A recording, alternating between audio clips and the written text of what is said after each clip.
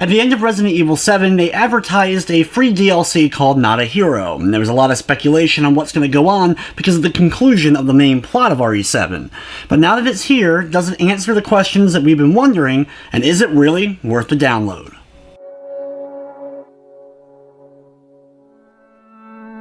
The Not a Hero DLC is a free DLC for Resident Evil 7, featuring a playable character that was introduced at the end of the main story of RE7.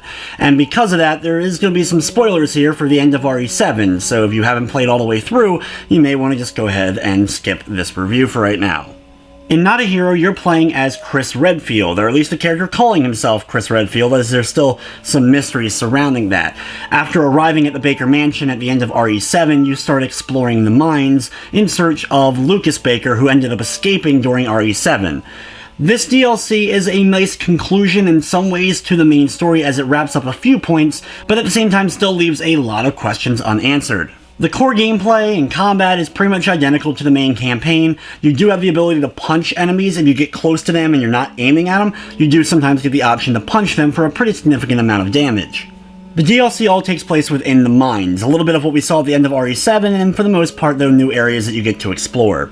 A lot of the gameplay revolves around your mask that you're wearing, basically having to watch out for the contamination of the spores that are airborne, and a lot of times you'll be going down areas and getting upgrades, and then having to backtrack and go down a new area since you got that upgrade for your gas mask, which allows you to go into more contaminated areas or giving you night vision.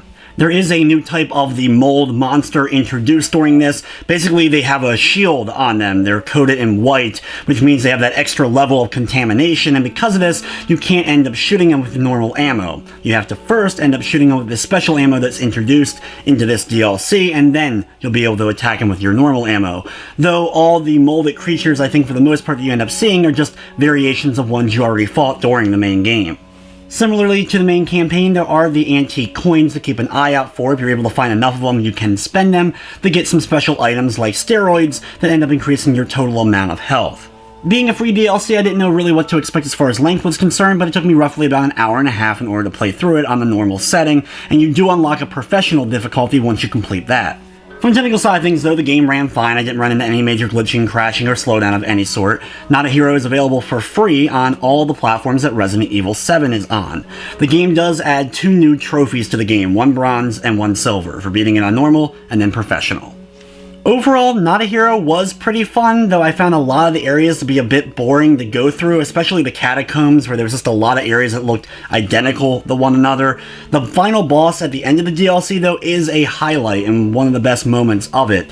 And honestly, being free, of course, you really can't expect a whole lot from it, but I wish it would have just answered some more questions that we had as far as the main story was concerned.